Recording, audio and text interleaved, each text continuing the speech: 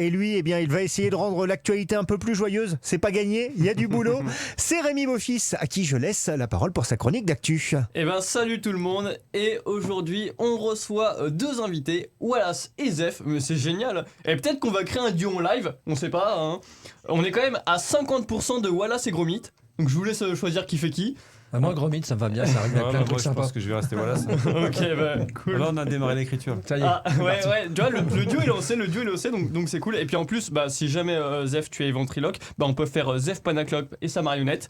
Mais bon, ça impliquerait de lui mettre une main dans le. Et je sens que vous êtes pas chaud. Hein. Si, il peut. Hein. Ouais. Les ventriloques, ça me fait flipper en plus. Ah ouais. On En va plus. regarder ça.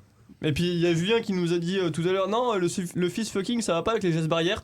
Du coup, bon, on respecte. Hein. Bon, avec un masque, ça ira.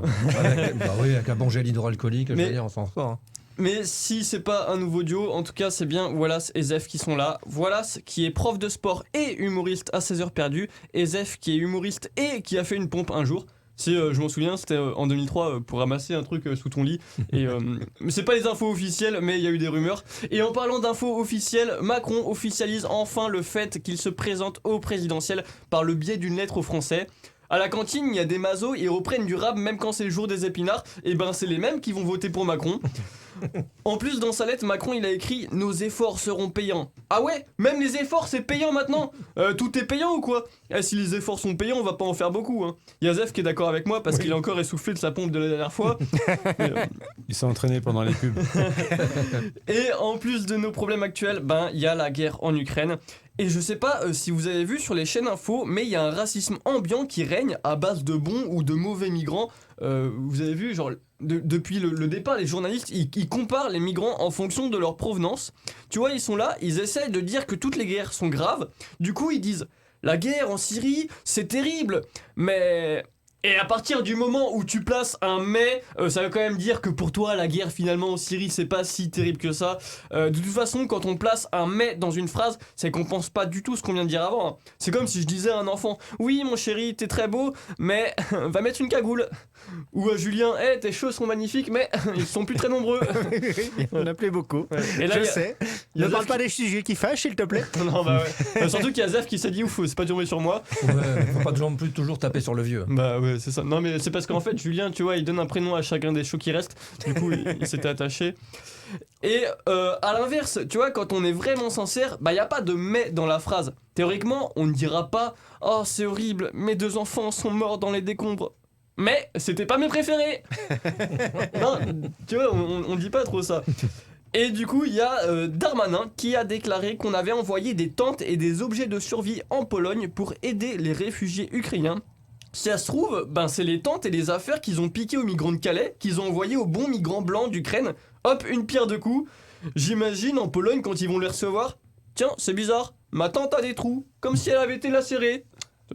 Alors après, Darmanin, il a dit qu'on leur envoie des affaires pour les accueillir.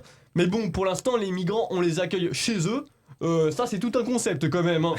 D'ailleurs demain les amis, moi j'organise une soirée et je vous invite tous hein, chez Julien. Voilà. Mais en bas de chez moi. Vous restez sur le pas de la porte. Bien. Moi, je viens. Non mais Julien en vrai si t'es dispo tu peux venir aussi hein, y a pas de souci. Et Merci. vous inquiétez pas, en revanche c'est moi qui paye hein, je paye tout avec la carte bleue de Laura. Bon du coup on boira que de l'eau. Et C'est ce que j'allais dire. non mais en vrai c'est fascinant quand même toutes les contorsions des journalistes sur les plateaux pour pas parler de couleur de peau et donc de racisme. Ils sont là, oh le migrant ukrainien me ressemble parce qu'il a la même voiture que moi. On dirait ils sont en train de jouer à un remake de Ni oui ni non, ça s'appellerait Ni blanc ni noir. Oui Jean-Michel, parce que les Afghans ils n'ont pas la même pigmentation de voiture. Oui, tout à fait, Jean-Marc. On s'identifie pas très bien aux Syriens parce que, c'est délicat, mais ils ont pas la même, vous voyez, la même couleur de veste.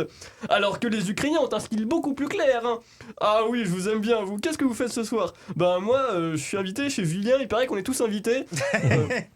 Ah mais non, mais venez avec moi, avec les collègues de CNews, on va sucer Bolloré. Ah super, j'adore sucer Bolloré, c'est ma passion, je vous suis, vous avez carte blanche. Perdu, vous avez dit blanc. Oh oui, je suis bête. Ben oui, Jean-Marc, bête et raciste. Mais bon, c'est pas ça qui les empêche de passer à la télé à 1 heure de grande écoute. Hein. Et en parlant de grande écoute, la semaine dernière, c'était le lancement de la nouvelle saison de Koh-Lanta. Ce mardi, le 2e épisode a réuni 4 millions de téléspectateurs, soit 18% de part d'audience. C'est 15% de plus que Anne Hidalgo. Et ce jeudi, Élysée 2022 a réuni seulement 2 millions de téléspectateurs, donc 2 fois moins que Koh-Lanta. Donc visiblement, les gens s'intéressent beaucoup plus à des candidats qui peuvent pas se blairer sur une île déserte, plutôt qu'à des candidats qui peuvent pas se blairer dans une campagne remplie. Exactement. Et en vrai, pour que les gens s'intéressent à la présidentielle, peut-être qu'on devrait faire participer les candidats à Koh-Lanta, et l'ultime survivant, c'est celui qui sera élu. Franchement, ça aurait de la gueule, hein. Celui qui fait les poteaux. Ouais. Ouais, voilà, celui qui fait les poteaux, on dit voilà, c'est toi. Bon, ça dépend qui gagne après. Hein. Ouais. On verra bien. Mais tu vois, moi je les imagine bien dans le Oui. jeu quand même. Hein. Zemmour a dit qu'il avait des problèmes de genoux, donc on a peut-être une chance de pas le voir élu. Oh. Tu vois, Mais il y a des petits pieds par contre. Les poteaux. On se réserve le droit de le noyer. Ah ça, on a tous les noms. Là, sur Koh-Lanta, tout est permis. Mais déjà, moi, je suis sûr que, premièrement, t'auras Pécresse qui va réveiller les autres tous les matins. Debout. Tu vois. Et puis t'as Philippe Poutou qui va passer son temps à dire que lui, il bosse et que les autres, ils trichent. Moi, je me suis levé à 5h pour ramasser du bois, alors que les autres, ils ne branlent rien sur leur plage, là. En plus, quand moi, je suis convoqué à un jeu de confort, j'y vais. Excusez-moi, j'ai pas de collier d'immunité parlementaire. Et puis après, t'as Fabien Roussel, en bon communiste, qui va vouloir partager exactement toute la nourriture. Mais Fabien, là, on a qu'une banane. Ouais, on la partage en 12. On s'en fout. Et du coup, t'as Mélenchon. Mais non, la règle verte, on prend pas plus à la nature que ce qu'elle peut reconstituer en 1 an. C'est logique. Ah, du coup, on mange quoi ? On peut manger Anne Hidalgo, personne ne se rendra compte si elle est pas là. Hein. Et puis c'est allégé, ça fait que 5%. Ouais, c'est vrai. Christiane Taubira, elle dira je suis un petit peu perdu ici, comment je peux faire pour vous aider ? Parce que là, j'ai pas trop de travail, je sais pas trop quoi faire. Macron, t'as juste à traverser l'île et t'auras du boulot. Hein. Et au moment de l'élimination, t'as Le Pen. Moi, je vote pour Christiane, parce qu'elle n'est pas dans l'équipe des Blancs. Et Denis Brognard, il lui dit ah non, mais Marine, les couleurs, c'est celles qui sont sur vos foulards. Ah, je me disais bien qu'elle était toute seule dans son équipe.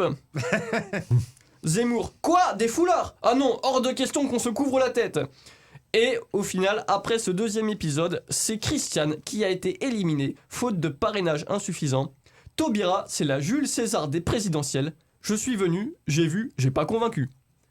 Bravo. Merci bravo. Rémi pour cette chronique dédiée à l'actualité. Rémi d'ailleurs que l'on va retrouver sur scène donc le 10 mars au Café Le Narval à Illy. Et on te retrouve aussi au tremplin d'humour de La Riviera. Tu peux nous rappeler un petit peu la date ? La Riviera, ce sera le 1er avril si tout se passe bien. Et je jouerai aussi le 13 juillet au Spotlight de Lille à 21h.